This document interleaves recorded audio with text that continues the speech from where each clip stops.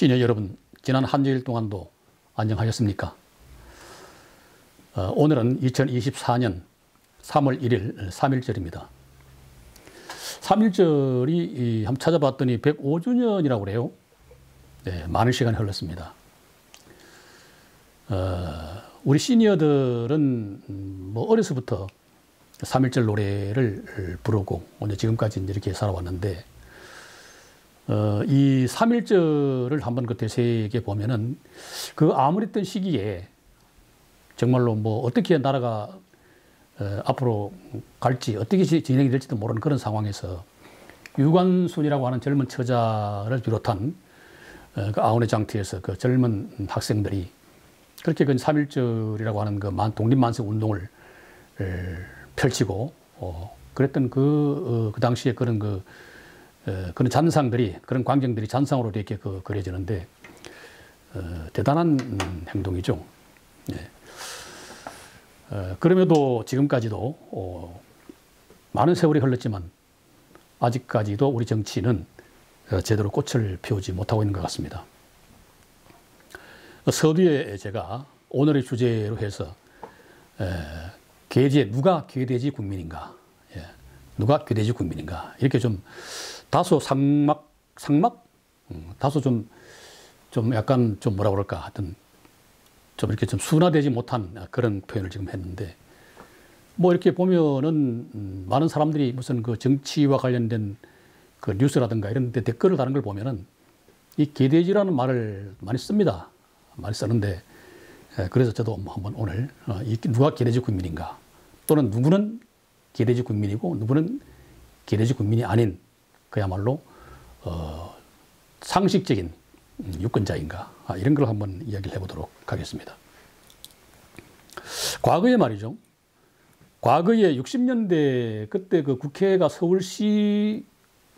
서울시의회인가요? 지금 저쪽에 그 세종로에 있는 거. 아마 그때 국회 그 회관이 있었는데, 그때에 그 김두한이라고 하는 그 정치인이 있었어요. 이 양반은 그 주먹세계에 있다가 그 당시 말로 이제 뭐 오야봉이라고 그러던가요?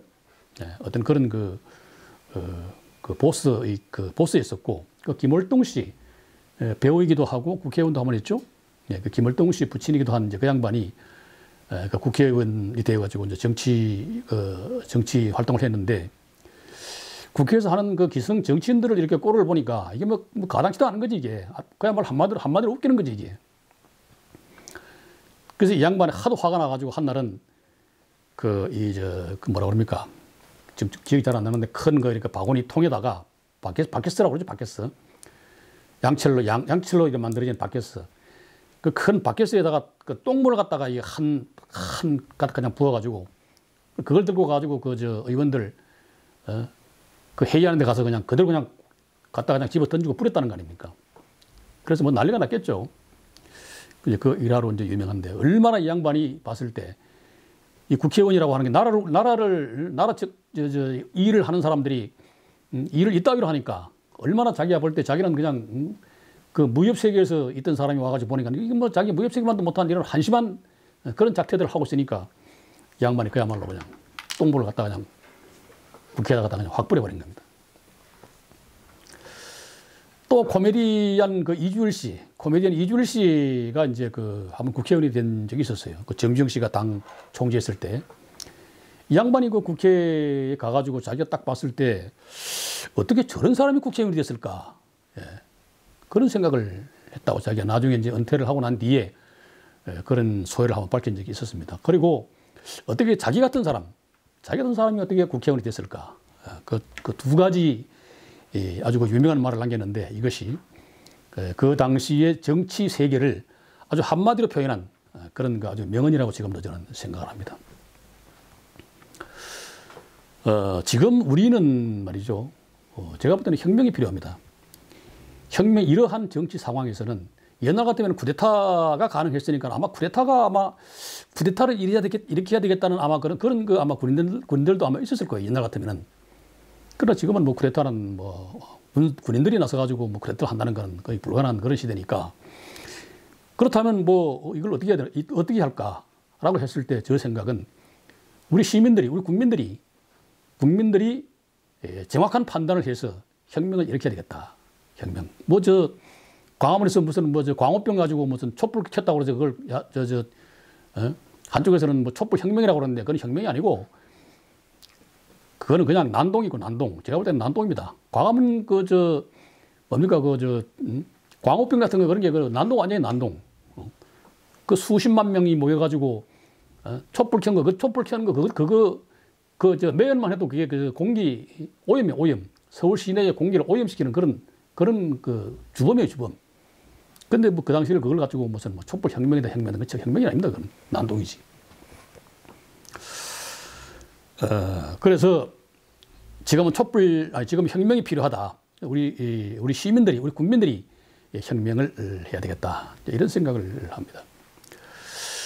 그 혁명을 이제 하는 그 가장 지금 현실적으로 이제 우리가 가능성이 엿보이는 것은 뭐 다른 거 아니에요. 국민의힘 한동훈 비대위원장이 이제 지난번에 그런 발표를 했죠. 제가 지난번에서 잠깐 말씀을 드렸는데, 우선은 말하자면 불체포 특권을 이거를 없애야 되겠다. 그 다음에 두 번째가 이제 의원 정수를 갖다가 50명 줄여서 250명으로 하자. 그 다음에 이제 급여를 절반으로 줄이자. 이 세 가지입니다. 그러면서 그때 이제 한동훈 위원장이 했던 이야기가 아마 민주당의 이재명 대표는 이걸 못할걸요? 하면서 이제 이런 이야기를 했어요. 이게 굉장히 신선한 제안입니다. 또 이렇게 해야 됩니다. 과거에도 뭐 여당이나 야당에서 이런 얘기들을 한두 번씩 몇몇 의원이 이런 얘기를 한두 번씩 한 적은 있어요. 근데 그것이 그냥 뭐 유야무야되고 그냥 뭐 시간 지나면 그냥 뭐 언제 그러냐는 그냥 다 뭐 잊혀지고 그냥 국민들도 뭐 그냥 그랬는가 보다 뭐 생각도 못하고 이제 그런 적이 있었는데, 자, 이번 같은 경우는 여당의 비상대책위원장이 이야기했던 부분이고, 그렇기 때문에 자, 국민들이 생각하는 그동안의 정치 형태는 이거 이래서 안 된다. 국민들이 하나같이 전부 다 이 정치판이 썩었다, 엉망이다, 개판이다 이런 얘기를 계속해서 왔는데, 신선하게 다행히도 이번에 여당에서 이런 제안을 한 것 같으면은, 그렇다면 국민들이 지금까지 정치판을 개판으로 여겨왔으니까 이것을 들어주지 않는 야당은 모조리 그냥 말하자면 고사시켜야 되는 게 아니냐. 이거를 지금 현재까지도 지금 이거를 야당의 민주당이나 또 누굽니까 이재명 대표는 여기서 응답을 하지 않고 있어요. 응답을 하지 않고 있습니다. 그러면 뭐 그만큼 자신만만하다는 얘기지. 뭐 그런 거는 여당에서 너희끼리는 그냥 그렇게 하고 자기들은 그렇게 할 수 없으니까 우리는 그냥 우리 갈 길로 그냥 가겠다. 그래도 자기들 뭐 개딸들을 비롯해가지고 국민들이 자기들 찍어줄 것이다라는 일종의 자신감? 아니면 국민을 무시하는 어떤 그런 것? 네. 그렇게밖에는 제가 볼 때는 보이지 않는데, 그러면 과거에 우리 국민들이 계속해서 그렇게 정치인들이 뭐 이것도 싫고 저것도 싫고 뭐 하는 일이 뭐 일도 안 하고 울건 말박 이렇게 계속해서 그냥 이야기해 왔지만은, 이번에 또 여당에서 내놓은 이런 제안에 대해서 응답하지 않는 야당에 이재명 당에 또 갖다 표를 찍어 줄 거란 얘기죠. 그러면 그게 뭐냐? 그게 뭐예요? 그게 괴뢰지 국민인가? 예? 아마 한편에서 그렇게 생각을 할 겁니다. 그래서 이번 기회 같은 경우는 적어도 반드시 우리 국민들이 살아있다. 우리 국민들이 관심을 가지고 있다. 우리 국민들이 상식적이다. 이렇게 생각을 할 수 있는 그런 반드시 그런 조치가 필요하다. 네. 그런 생각을 하고요. 지금 이제 그림을 지금 보고 계시는데, 그림이 지금 보시면은 아주 높은 산에서 두 줄기의 물줄기가 이렇게 내려오고 있습니다. 물줄기 내려오고 있는데, 가운데는 이제 작은 물줄기가 이제 내려오고 있고, 저는 이 물줄기를, 큰 물줄기는 이제 여당과 야당이다, 이렇게 이제 생각을 합니다. 두 갈래. 뭐 어느 나라나 세계 어떤 나라든지 공산국가를 제외하고는 있어요, 이렇게. 여당과 야당. 뭐 진보와 좌파와 우파 뭐 이렇게 다 있습니다. 공산국가는 제외하고. 근데 우리가 젊은 시절에는 이렇게 생각할 수 있어요. 젊은 시절은 30대, 40대, 뭐 50대까지도 나는 색깔이 보수다. 나는 색깔이 진보다. 이렇게 해가지고 완전히 이렇게 갈리는 수가 있어요. 근데 우리가 이제 시간이 지나고 나이가 들면은, 나이가 들어서 이렇게 보니까, 그러니까 두 줄기의 폭포수가 여당과 야당, 진보와 좌파가, 진보와 우파가 내려와가지고 떨어질 때는 뭐 힘차게 떨어지죠. 젊었을 때 뭐 들은 게 뭐 있어요? 나는 보수를 지지한다. 나는 진보를 지지한다. 뭐 힘차게 그냥 뭐 달리는 겁니다. 앞도 안 가리고. 그렇게 해서 세월이 지나서 나이가 어느 정도 들게 되면은 이제 속도가 줄게 되고 이제 힘이 좀 빠지게 되고 주위에서부터 좀 관심이 멀어지게 되고 이러면은 결국은 이제 강이라고 하는 그런 이제 한 장소에 모이게 되는 거죠. 합쳐지게 되는 겁니다. 그 합쳐지게 되었다가 그 다음에 이제 나중에 어디로 갑니까? 이제 바다로 가게 되는 거죠. 그럼 그때는 진보고 좌파고 뭐 우파고 보수고 이렇게 필요가 없어요. 오직 한 가지 남는 것은, 내가 과거에 나도 젊었을 때는 이렇게 말하자면은 정치인들 이렇게 내가 생각했었는데, 하다가 이제 시간이 지나고 난 뒤에는 이렇게 생각을 해보면은, 그때 남는 거는 국회의원들이 뭘 했던 건 잘 생각이 안 나. 생각이 안 나고 이제 다만, 그 당시 대통령이 어떤 일을 했던가. 이런 생각을 하게 되는 거죠. 저는 대통령 생각은 납니다. 뭐 박정희 대통령, 뭐 전두환 대통령 이런 사람들은 뭐 말할 것도 없고, 저는 이제 김영삼 대통령하고 그다음에 정주영 씨하고 현대그룹 그 총수 정주영 회장이 이제 그때 한 대통령 선거에 나선 적이 있었어요. 그때 이제 정주영 씨가 이제 내걸었던 공약이, 자기는 그 경부 고속도로를 2층으로 만들겠다. 그때만, 지금도 그렇습니다만은, 그때는 뭐 버스 전용 차선도 없고 이러니까는 뭐 경부선은 여기 어딥니까? 한남대교에서부터 달래내 고개까지 나가려고 그러면은 차가 엄청나게 막혔었죠. 그러다 보니까 이제 이 양반이 경부 고속도로를 2층으로 만들겠다. 자기는 건설 토목 이쪽에 전문가니까.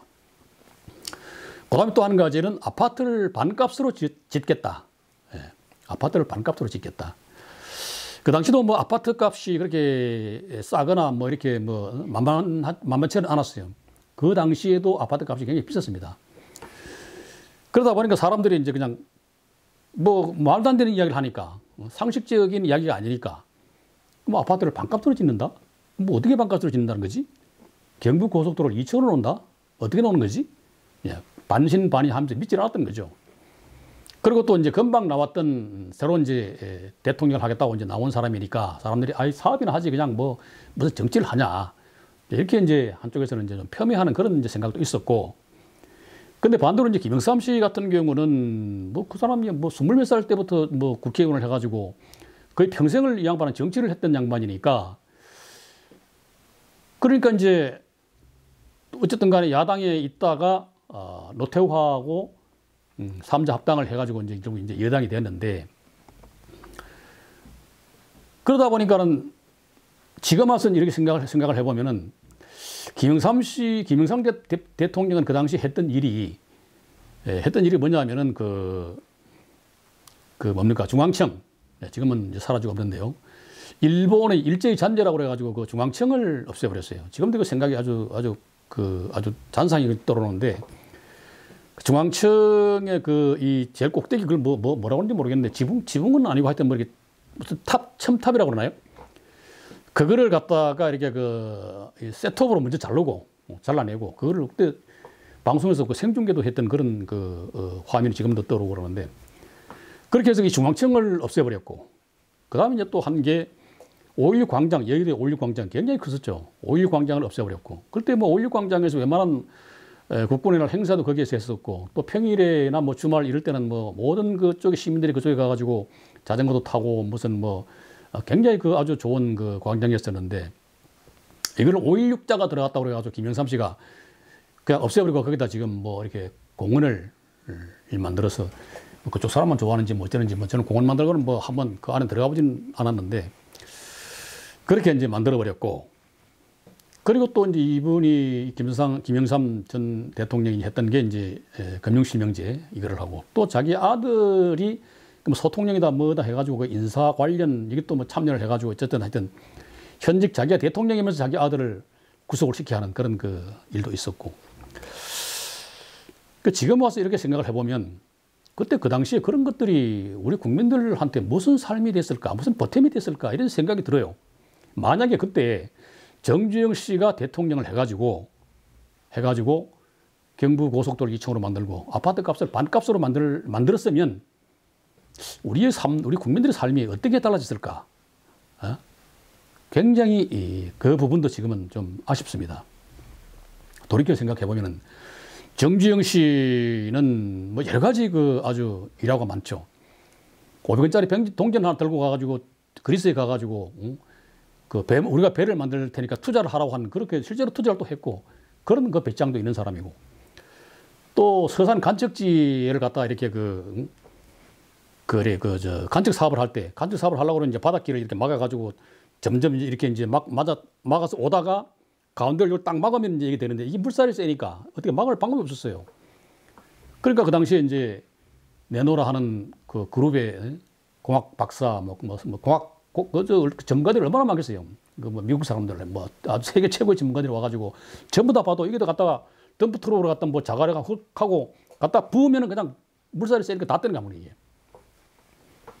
그러니까 정주영 그 회장이 이제 보고를 받고 헬기를 타고 와가지고 딱 보니까는 방법이 간단한 거라 이게.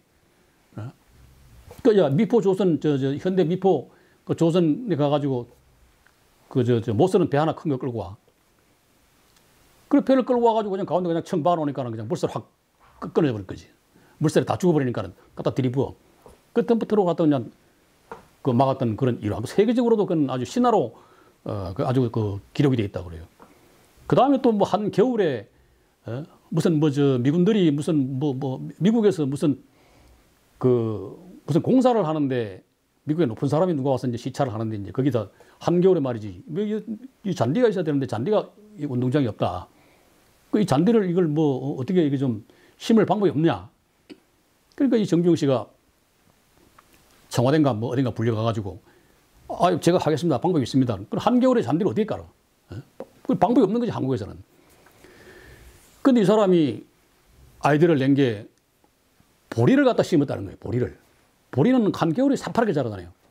그 보리를 갖다 새파랗게 심어 놓으니까 새파랗게 이게 사는 거라. 그러니까는 뭐 누가 그 높은 사람이 와가지고 거기 가서 뭐 이게 잔디인지 뭐 보리인지 확인하는 건 아닐 거고 그냥 멀리서 이렇게 보면은 새파랗게 잔디가 그냥 깔려 있으니까 잔디가 이것도 좋네. 그렇게 해서 이 사람이 그러니까 우리가 보통 사람들 아무리 많이 배운 거 이건 관계없어요. 보통 사람들이 생각할 수 없는 그런 아이디어를 내는 겁니다. 그래서 현대 그룹이라고 하는 세계적인 그룹으로 만든 사람이 바로 정주영 씨예요. 이 사람이 그때 대통령이 되었더라면은 경부고속도로 아파트 이걸 실현시키지 않았을까. 예, 이런 거 굉장히 그런 거 아쉬움이 남다 이런 말씀이죠. 이제 얼마 있으면 이제 선거입니다. 예, 지금 그 앞에서 말씀드렸다시피 이번 기회에 국민들이 정치인들 손아귀에서 놀아나는 것이 아니라 우리 국민들이 70년 동안 80년 동안 하지 못했던 우리 국민들이 그야말로 우리 국민들이 주인이 되고 주체가 되어서 이번 정치를 한번 바꿔보자. 바꾸는 건 뭐냐? 다른 거 아닙니다. 민주당에서 응답을 하라는 얘기죠. 불체포 특권 없애겠다. 불체포 특권 이건 뭡니까? 국회의원들이 의정 활동을 하는 데 있어서 자기의 생각을 또 국정감사장이라든가 이런 데서 어떤 그 국정의 난맥, 잘못한 부분 이런 부분을 덜쳐내고 국민들한테 알렸을 때 혹시 자기한테 어떤 불이익을 받지 않겠느냐. 그야말로 국회의원들의 정치 활동을 제대로 좀 하라. 상식적인 면에서 하라. 그런 의미에서 나오는 게 바로 이 불체포 특권입니다. 그런데 그렇게 해서 쓴 국회의원이 있나요? 한 번도 없어요. 누가 있습니까? 아무도 없어요, 지금. 있다 그러면은 전부 다 그 자기, 뭡니까? 자기들 개인 신상 방어하고, 그런 데밖에 쓴 게 없어요. 그래서 이 불체포 특권을 없애자. 그 다음에 국회의원 250명, 250도 제가 볼 때는 많은 것 같아요. 무슨 250명이 필요해? 하는 일을 보면은 제가 볼 때는 제가 국회의원이 안 돼서 잘 모르는가는 모르겠지만은 이 나이까지 살아온 지금 와가지고 보면은 국회의원이 많다. 그래서 어쨌든 50명을 줄여서 250명까지 한번 해보자. 그 다음에 국회의원들 월급이 저는 한 1,000만 원 조금 넘는 걸로 알고 있었는데 또 금년 들어와가지고 1,300만 원이 넘게 또 올렸다고 그래요. 그래서 지금 1,340만 원인가 80만 원인가 국회의원 급여가 지금 매월 받는 게 지금 그렇답니다. 이렇게 또 그냥 여당과 야당 그냥 언제 그냥 짬짬이를 해가지고 그냥 그렇게 올려버렸어요. 이거는 자기들이 그렇다고 발표한 것도 아니고 어느 신문에 보니까 그게 밝혀져가지고 결국 들통이 났는데 이 국회의원들이 하는 일이 뭐예요, 지금? 국민들은 그야말로 세금 가지고 이게 눈이 아무리 그냥, 이야기를 해봐도 그냥 한쪽 귀 듣고 한쪽 귀를 흘려버리니까. 그러니까, 국민들이라고 하는 거는 그냥 어차피 네 편 있고 내 편 있으니까, 그냥 저 사람들 뭐라고 하든 간에 그냥 나는 내 갈 길 간다. 이런 정치인들이 한둘이 아니죠. 그래서 이번 국회의원 선거에서는 국민들이 70년, 80년 동안 해보지 못했던 상식적인 면에서 국회의원을 제대로 한번 다스려 봐야 되겠다. 이런 말씀을 드리고자 하는 것입니다. 민주당과 이재명 대표는 제가 이게 제가 저는 보수 기질이, 원래 보수 기질이 있습니다. 근데 이게 나이가 들면서 저는 보수라고 그래가지고 여당이라고 그래서 이렇게 두둔하고 또 야당이라고 해서 이렇게 나쁜 소리 하고 그런 생각 없어요, 지금. 젊었을 때는 그렇게 했어요. 근데 지금 나이가 60대 후반이 들어와가지고 지금 제가 그런 얘기를 왜 합니까? 그런 얘기 할 필요 없어요. 저는 상식적인 선에서 지금까지 봤을 때 상식적이 아닌 거는 제가 여당이든 야당이든 강력하게 비판할 것이고 또 상식적인 선에서 이루어지는 모든 것들은 여당이든 야당이든 가리지 않고 또 칭찬하고 응원할 겁니다. 또 그렇게 해야 됩니다. 적어도 우리 시니어들은 그렇게 할 것입니다. 그래서 어쨌든 이번 기회에 야당을 신란하는 건 아니고 꼭 이번에 이 국민의 뜻을 꼭 한번 좀 받아주시기를 간곡히 요청드립니다. 또 그게 또 그렇게 이렇게 말씀드려도 아마 지금 상태로 봐가지고는 그럴 기회가 전혀 없는 것 같은데 그럴 경우에 또 그쪽을 또 이렇게 그냥 또 이렇게 찍어주고 이렇게 되면은 그게 바로 뭡니까? 그게 바로 그냥 누가 개돼지 국민인가? 이게 정답이 되겠죠. 누가 개돼지 국민인가? 정치인들이 저렇게 하는 거는 지난번 회에서도 제가 말씀드렸지만 우리 국민들이 그냥 선거 때만 되면은 이리 쏠리고 저리 쏠리고 하는 그런 경향 때문에 그렇습니다. 이번엔 그러지 말고 적어도 우리 이 시니어 분들만큼은 우리 시니어 분들 중에서도 민주 쪽을 지지했던 사람 또 보수 쪽을 지지했던 사람 많은 사람들이 있을 겁니다. 다 있었겠죠. 근데 우리 시니어만큼은 적어도 그렇게 하지 말고 이번 선거에서 상식적인 선 그리고 지금까지 해보지 못했던 그런 국민의 힘을 우리 시니어들은 우리 노인들은 나이가 많고 힘이 없지만 우리가 그 본때를 한번 보여주는 그런 절호의 기로 한번 삼읍시다.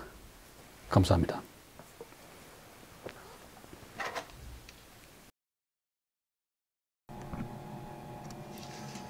네, 이번 시간에는요, 우리 시니어들이 알아두면은 아주 편리한 카톡과 관련해서 한번 알아보겠습니다. 요즘 우리 카톡에서 단체방 많이 쓰죠. 근데 이 단체방에서 이제 때때로 시도 때도 없이 이제 카톡이 오는 경우도 있고, 또 어떤 경우는 그 멋모르고 그냥 가입을 했는데 그 내하고는 맞지 않는 어떤 그런 그 내용들이 이제 줄을 이루기도 하고, 그래서 이제 카톡을 탈퇴를 하게 되면은 또 금방 또 표가 나니까 또 그 카톡 방장이 또 다시 이제 초대해서 또 부르기도 하고, 그런 경우들이 이제 있죠. 그래서 이제 오늘 이 시간에는 그 카톡을 그 다른 사람 몰래, 그러니까 이제 그냥 혼자 가만히 그냥 이제 나가는 거, 그거를 이제 한번 알아보고, 그 다음에 이제 그 카톡을 나가는 건 아니고 따로 별도로 관리를 해가지고 내가 필요할 때 이제 볼 수 있는 그런 내용을 한번 보도록 하겠습니다. 자, 이제 여기에 보시면 이제 카톡이 있죠. 카톡으로 이제 들어가게 되면은 우선 이제 이렇게 쭉 내용들이 나옵니다. 내용들이 나오는데 우선 이제 조용한 채팅방, 여기 조용한 채팅방이라고 보이나요? 네, 조용한 채팅방. 조용한 채팅방이라고 여기 있습니다. 여기. 조용한 채팅방. 이렇게 이제 있고요. 이렇게 보시면 있고. 요거 이제 이렇게 이제 하는 것 하나 하고, 그 다음에 이제 아까 말씀드린 조용히 나가기. 근데 이제 조용히 나가기는 이거는 개인은 안 되고 꼭 단체 카톡방만 이제 되는 겁니다. 자, 한번 볼까요? 자, 여기 이제 제 친구들하고 하는 건데, 여기 이제 보시면은 여기에서, 자, 여기 저 위에 이제 보시면은 점이 세 개 있는 거 아시죠? 네, 모든 것들이 점하고 통합니다. 여기 눌러야 되면은 여기 보시면은 여기 또 요 아래 요 화살표 같이 우리 등에 보이죠? 요거를 이제 누르게 되면은 여기 보시면 채팅방 나가기에 나가기를 하면 대화 내용이 모두 삭제되고, 채팅 목록에서 삭제되고, 이거 나가기가 그렇고, 나가기를 했을 때 그렇고, 여기 이제 조용히 나가기가 있어요. 조용히 나가기를 하면은 그렇게 되면은 이제 아까 말씀드렸던 것처럼 상대방 누구도 이 방에 들어와 있는 사람 누구도 알지 못하는 그런 상태에서 이제 나만 이렇게 나가는 그런 내용이다, 이렇게 말씀드리겠습니다. 그다음에 이제 또 이제 보시면은 아까 말씀드렸던 조용한 채팅방, 요걸 또 이제 어떻게 하느냐 하면은, 요거는 첫 번째로 요거는 개인도 됩니다. 1대1 개인도 되고 또 단체로 되고 다 되는 건데, 요거 같은 경우는 먼저 설정을 해줘야 돼요. 여기 보시면 여기 톱니바퀴 있죠?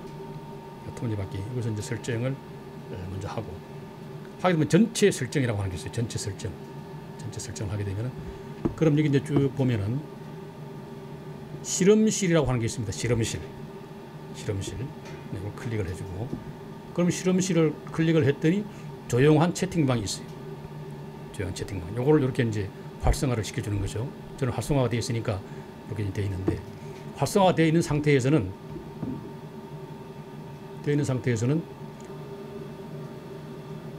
이렇게 이제 한 2초 정도 눌러주면은 조용한 채팅방으로 보관, 이렇게 나오죠. 조용한 채팅방으로 보관. 이거를 누르게 되면은 아까 그 말씀드렸다시피 조용한 채팅방으로 가게 되는 것입니다. 이렇게 가게 되는 것이죠. 물론 뭐 조용한 채팅방에서는 이제 뭐 언제든지 카톡 소리도 안 나고 보고 싶을 때는 언제든지 볼 수 있는 그런 내용이기 때문에 굉장히 편리하고 또 아주 우리 시니어들이 알아두면 굉장히 좋은 그런 내용입니다. 꼭 참고하셔서 이용해 보시기 바랍니다.